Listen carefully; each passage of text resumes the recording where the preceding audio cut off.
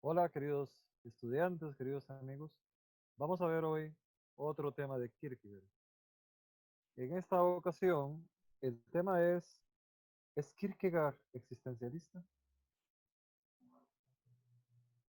Ustedes han escuchado, han leído que a Kierkegaard se le denomina el padre del existencialismo.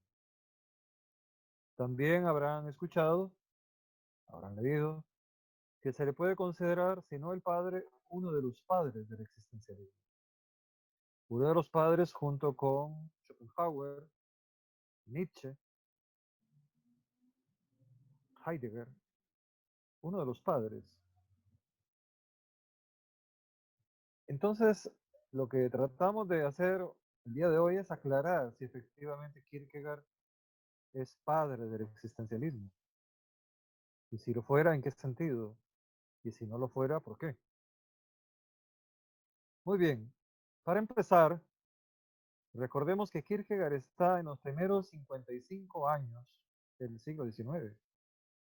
El existencialismo va a florecer alrededor de 1941 y va a tener un pegue muy fuerte en 1946 hasta entrado 1975.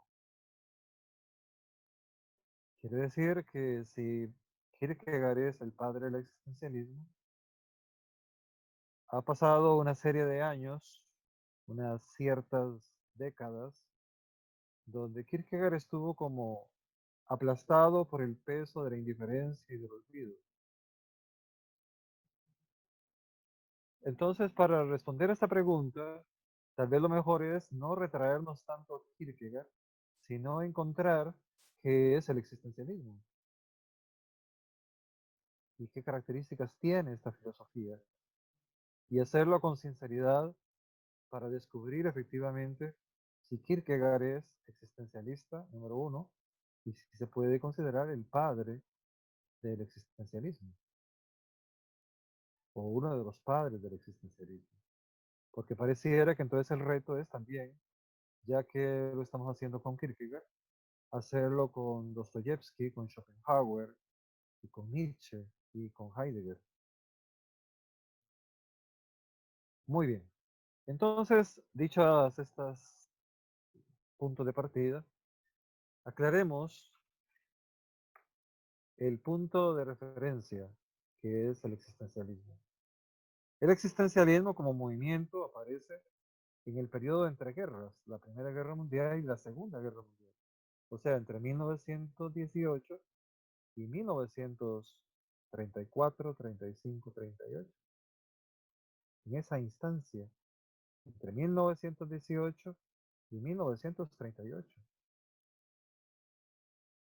Y tiene su punto más álgido precisamente en la década del 40, después de la Segunda Guerra Mundial, y tiene repercusiones de gente que lo sigue y que se confiesa existencialista, como diría Sartre, desde 1950 hasta 1975. ¿Qué características tiene este movimiento que se autodenominó o que fue autodenominado o denominado existencialismo? Los existencialistas tienen como filósofos puntos en común, pero puntos en discrepancia. ¿Cuáles son esos puntos en común? El primer punto en común es que el existencialismo es una filosofía que apareció en un momento histórico muy conflictivo, el periodo entre guerras, hemos dicho. O sea, un momento histórico donde la ciencia, que en el siglo XIX ha prometido prácticamente todo, todo lo hermoso que el ser humano puede apetecer, vamos a decir con Kierkegaard, toda la plenitud de los éxitos estéticos, de los éxitos racionales de la ciencia, que todo lo que la ciencia y su desarrollo y todo lo que la industria prometían como plenitud humana, se demuestran con la Primera Guerra Mundial que eso se está desquebrajando. Pero ya con la Segunda Guerra Mundial se demuestra que todo ha sido una farsa y que por más cosas elegantes y buenas que tengamos, el corazón del hombre sigue siendo la fruta prohibida que origina no solo los peores olores, sino las peores consecuencias y condiciones de vida. Otra característica, una segunda característica, es que en términos generales, lo que se propone el existencialismo es analizar la vida que se ha llevado voluntariamente, la existencia que se ha llevado, y proponer la posibilidad de que se pueda llevar una vida distinta. En eso coincide con Kierkegaard. Una tercera oportunidad es que la existencia humana es muy en el fondo y muy principalísimamente entera posibilidad. Porque es el motivo para, si estoy vivo, para elegir mi nueva manera de vivir, para elegir libremente lo que yo quiero hacer de mi vida, sin que nadie o pese a que alguien me obliga, yo decidir mi propia existencia. Entonces la libertad humana está relacionada con la posibilidad. La posibilidad soy yo y yo soy el que decide, yo soy el dueño de mi existencia. Es otra tesis. Coincide también con Kierkegaard. Una cuarta característica es que el hombre, inevitablemente, para ser hombre, tiene que estar ubicado en un mundo, en un cosmos, dirían los griegos, en lo que hay alrededor mío, dirían los griegos. No podemos renunciar a estar ahí como una cosa junto a otras cosas, frente a otras cosas. No podemos renunciar. En eso también coincide con Kierkegaard. Excepto que Kierkegaard no le da mucha importancia a eso del medio.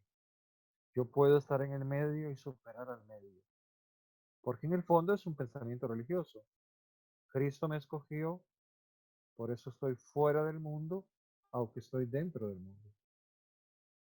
En quinto principio, la existencia humana que se compone de elecciones, cada vez que se hace desde la propia decisión, sin importar lo que otros opinen, piensan o sugieran, a eso se llama posibilidad de existir. La vida que se decide es una posibilidad, pero cuando yo la decido desde mí mismo como posibilidad y la pongo en práctica, a eso se le llama existencia. También esta característica coincide con Kierkegaard. Una sexta característica es que la existencia no es una cosa que se recibe hecha, sino que es algo que se va produciendo como una realidad efectiva, que se va decidiendo continuamente, día a día, a través de las elecciones. No es una cosa con la que ya se nace, sino que es una cosa que se va desarrollando día a día. También con Kierkegaard se coincide en este punto. La séptima característica es que para el existencialismo, la existencia se compone de vivencias. ¿Qué es una vivencia? Una vivencia es una experiencia que alguien tiene y que tiene también la sensibilidad de registrarla a esta persona como parte de un acontecimiento en su conciencia. Si la registra como un acontecimiento, se convierte en un dato de la conciencia, expresión muy querida por Bergson, el filósofo francés.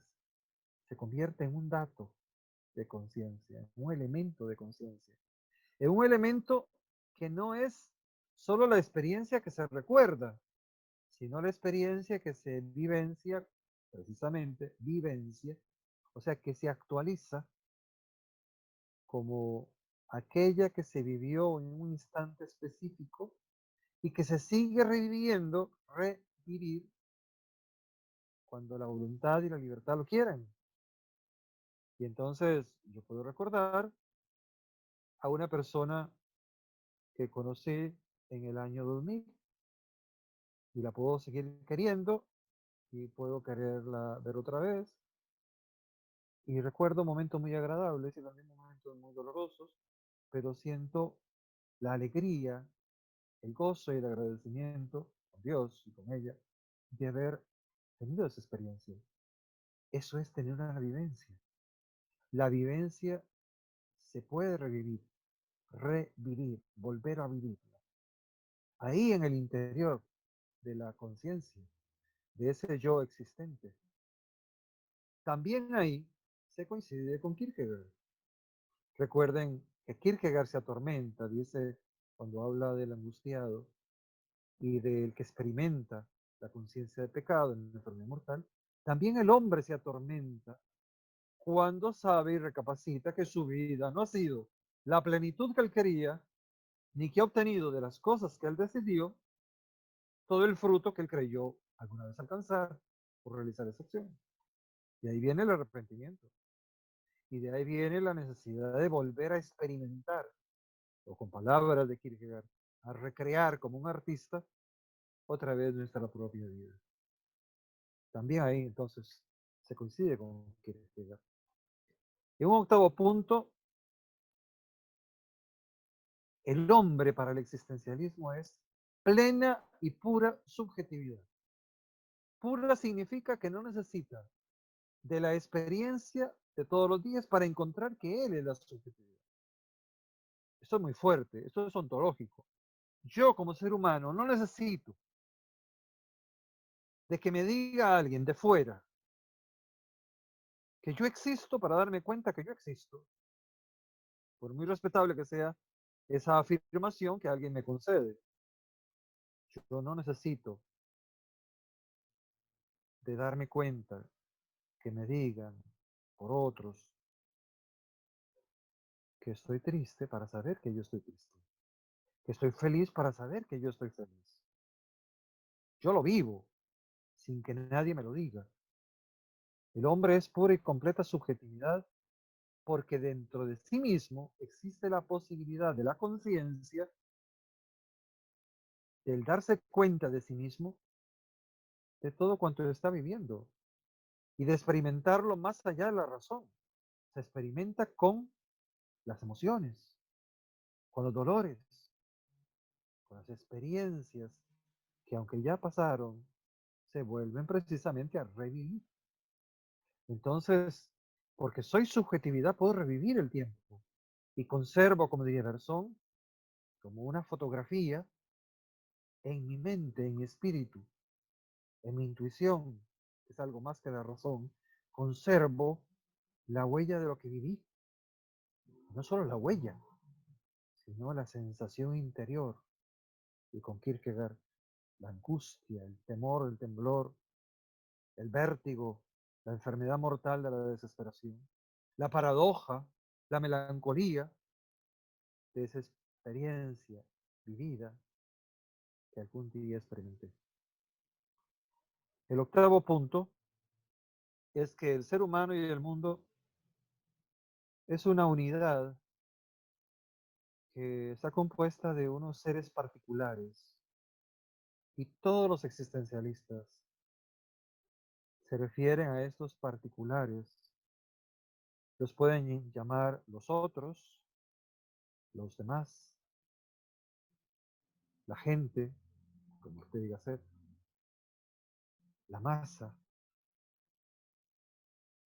la muchedumbre, la multitud, como quiera que diga. Aparecen los demás.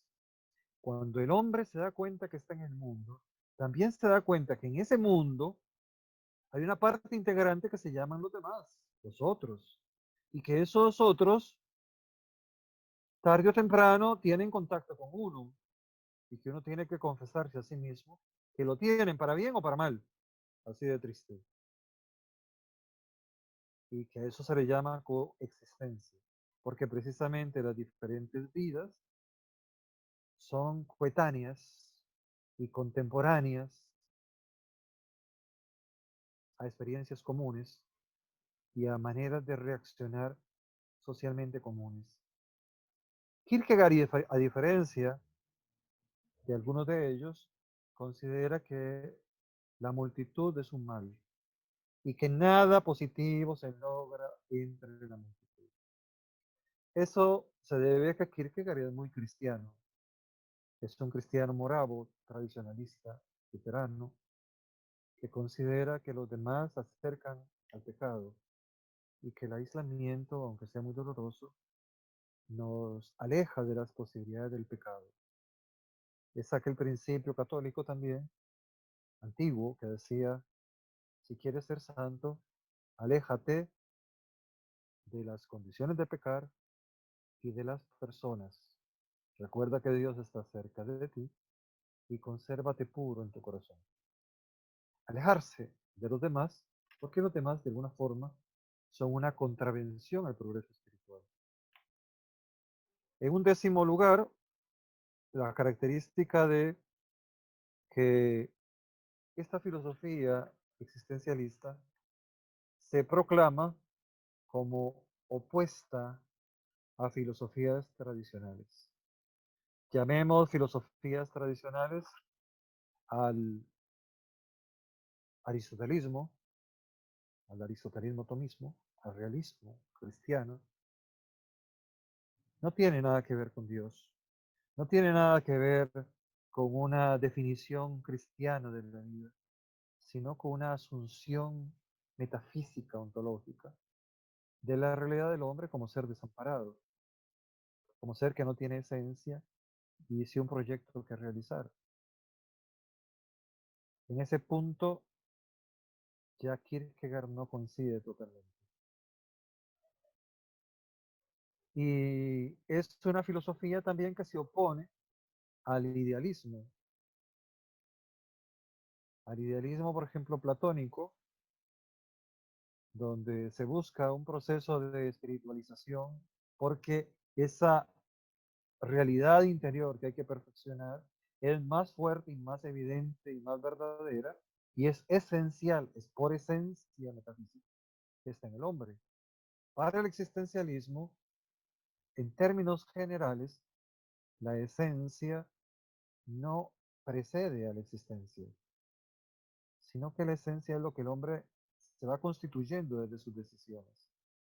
Ahí son particularmente importantes Heidegger y Sartre. Y Kierkegaard ahí nunca tocó ese tema.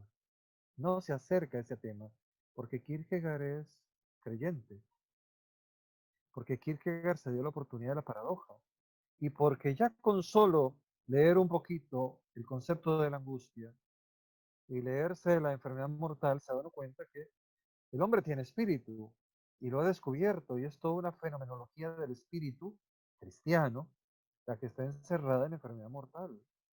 De hecho, eso es lo que sucede con la enfermedad mortal. Es la fenomenología del espíritu de Kierkegaard, para contradecir la fenomenología del espíritu del Herr Professor Dr. Hegel y de los hegelianos. De una forma muy simple, porque Kierkegaard no quiere ser erudito como Hegel. Kierkegaard lo que quiere ser es un buen cristiano, nada más. Aclararse a sí mismo y a los que le vayan a leer por rebote, aunque no es su función ser publicitado, aclararse a sí mismo el sentido de lo que significa vivir como un cristiano, vivir, existir como un cristiano. Entonces, resumiendo, desde estas características, ¿es Kierkegaard un existencialista? Contemporáneamente, definitivamente que no. Distan una pila de años entre Kierkegaard y sus inmediatos seguidores existencialistas. Desde el punto de vista contemporáneo, no. Desde el punto de vista de precedentes, tendríamos que decir que el hombre Kierkegaard se esforzó por conocerse a sí mismo. El hombre Heidegger se esforzó por encontrar la relación entre el hombre y el ser, y aquello que se había eliminado de la filosofía como acceso al ser. Heidegger es mucho más metafísico que Kierkegaard y su opinión es la búsqueda de, su filosofía es la búsqueda de una verdad que se ha perdido en la mitad del ejercicio filosófico y no es precisamente la adquisición de la fe. Entonces, el deseo de Heidegger no es el deseo de Kierkegaard. Pero Kierkegaard tiene un deseo fundamental existencial igual que Heidegger, y es el deseo de saber quién es, qué hacer con su existencia. Y es el deseo que también está en Heidegger cuando el existente se descubre como el ser ahí, en el mundo, y que tiene que ocupar su vida en el menester de atender su vida.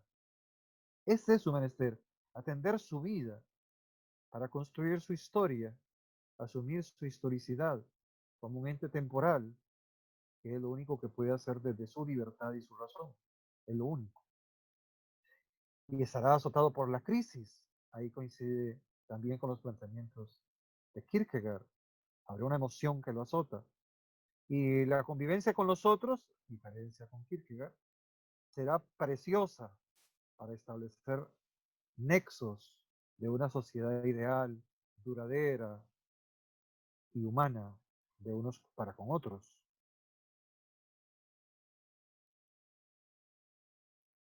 Es existencialista Kierkegaard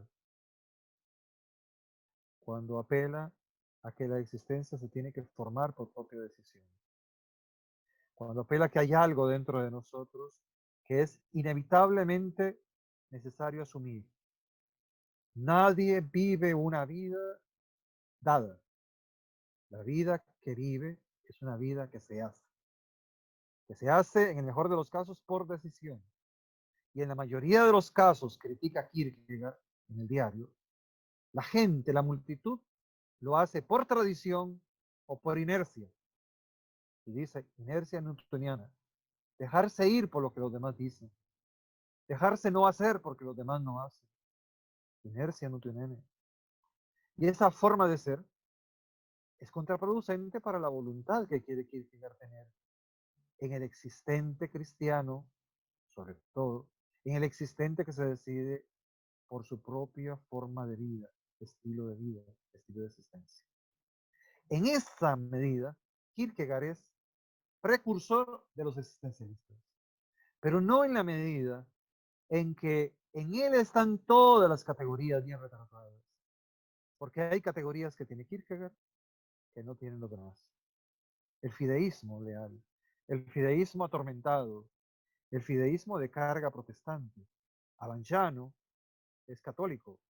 Avanciano conjuga una especie de moral cristiana y de existencia cristiana a partir de pequeños pasos y pasos de angustia también. Pero no es el tormento. Jasper es dudosamente cristiano, dudosamente cristiano. No se lo confiesa abiertamente. Uno puede sospechar. Para Jasper existe un absoluto misterioso que escapa al nivel del hombre, que es más sublime que la tragedia de los griegos, pero que es más imposible de captar si esperamos que la revelación nos lo diga. Porque la revelación y la fe son materias sobrenaturales y no parece estar lo sobrenatural muy cercano de la mayoría de los hombres. Es más, está muy cercano de la psicopatología de los hombres. Entonces Jasper es muy crítico en eso.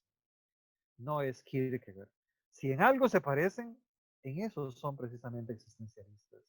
Y si son parecidos, por eso que tienen en común, a eso podríamos atacar, añadirle que eso se debe a que Kierkegaard los precedió o porque Kierkegaard los influyó, o para decirlo con palabras de Cornelio Fabro, el traductor del diario de Kierkegaard en italiano, porque cuando usted lea Kierkegaard hay algo en usted que se enciende.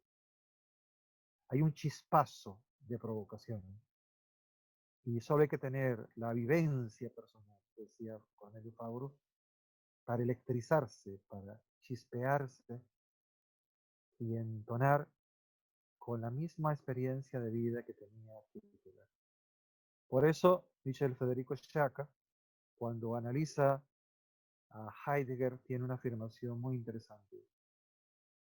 Había que ser Heidegger, ser un estudiante de teología jesuita en Alemania en los años 20, haber padecido un insomnio catastrófico que lo llevaba casi a las cardiopatías isquémicas juveniles, para bajar una noche a la biblioteca de los jesuitas y empezar a leer por distracción un libro que le crispó el alma para siempre, Temor y Temblor, y posteriormente la angustia. Ahí, dice Shaka, apareció el inicio del existencialismo. En una mentalidad cristiana, jesuita, en una mentalidad alemana, amante de Aristóteles, y en una mentalidad que sentía un gran peso por dentro entre seguir siendo sacerdote jesuita o dedicarse a la docencia rodeado de estudiantes, diciéndoles y gritándoles que había que buscar las raíces de la filosofía, no en el ser, sino en el existente. Esa sería mi pequeña orientación de si Kierkegaard era o no un existencialista. Muchísimas gracias, jóvenes estudiantes, queridos amigos, y espero encontrarlos en otra oportunidad. Que estén muy bien.